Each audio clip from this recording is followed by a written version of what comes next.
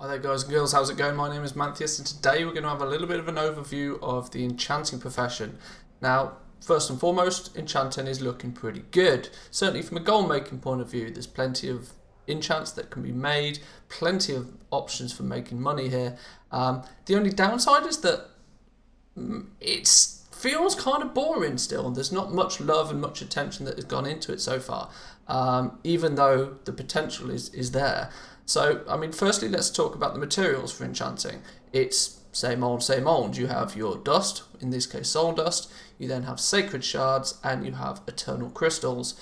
The big bonus that you have straight away within Shadowlands is that you can not only craft up the materials, so you can take 3 pieces of soul dust to create a sacred shard, but you can also take 3 sacred shards and make an eternal crystal. You can do this straight away. There's no sort of having to leveling.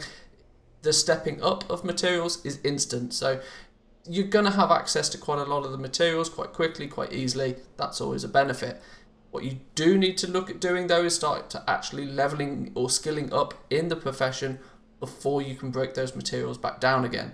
If we have a quick look here, for example, enchants, where are they? Shatters, here we go.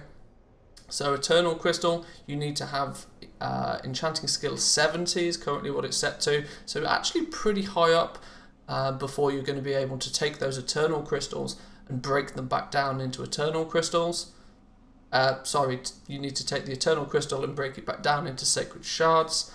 And you're actually going to need Honoured with the Wild Hunt before you can take the sacred shards and break it down into dust. So working up is something you can do almost instantly. It's going to be really good for your alts if you need some of those higher materials.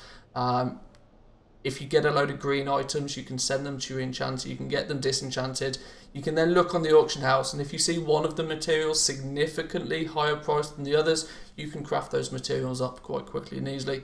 Good gold to be made there. Let's take a little bit of a look at the enchants themselves, what you're going to be doing.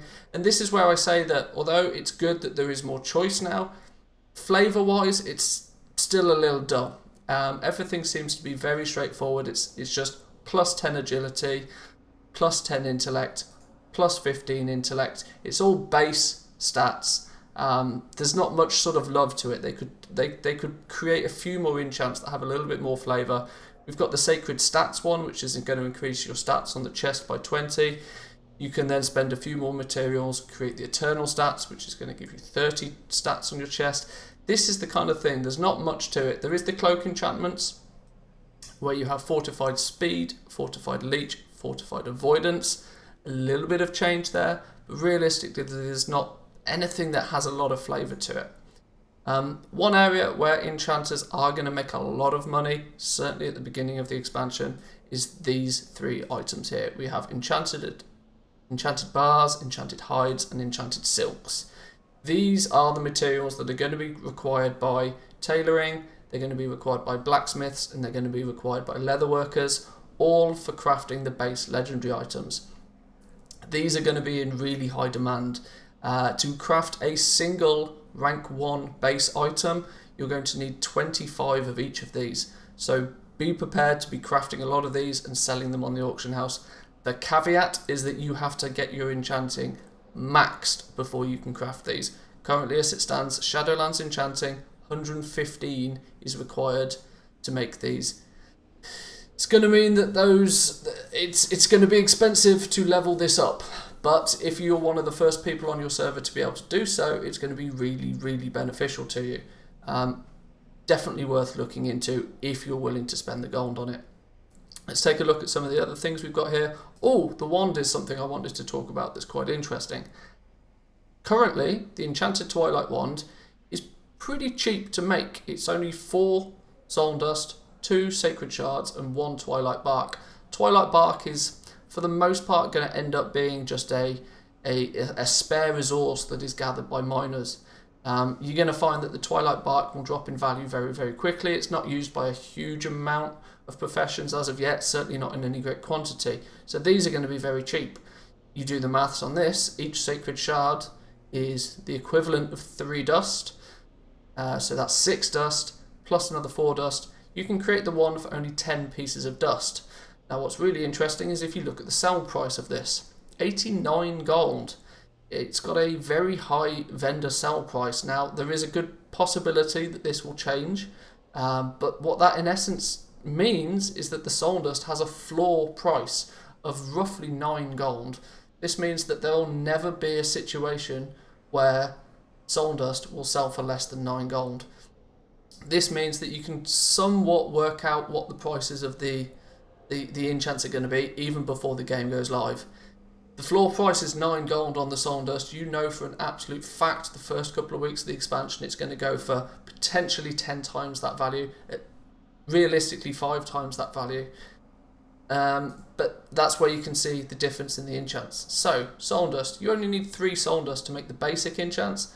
Then you need significantly more. You need the equivalent of 6 dust for the sacred shards, and then another 9 equivalent on top for the eternal crystals. So it's the equivalent of 15 dust. I'm rounding everything down to soul dust because of course you can move your materials up, you can move your materials down, you can craft whichever materials you need from just the one base material, or equally if you're going out there to look for materials to buy off the auction house, you just buy the ones that are cheapest relative to the others.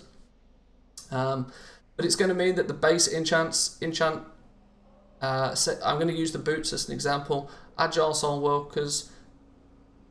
Roughly, I would say these are going to go for about 80 to 100 gold initially, but the Eternal versions are realistically should be priced at about 5 to 6 times the value that the base ones are. There's quite a big jump in price difference, and of course you're only going from 10 agility to 15 agility.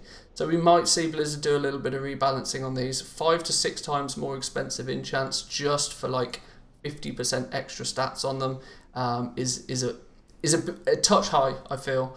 But realistically, as it stands right now, enchanting is looking quite good. There's plenty of enchants for all of the different classes to pick up. They could do with adding a little bit more flavour. Flat stats on everything just feels a little bit boring. But from a goal making point of view, enchanting is looking pretty good. So then, guys, I'll leave you with that. If you enjoyed the video, give it a thumbs up. Subscribe if you're new around here, and I'll catch you guys next time. Peace.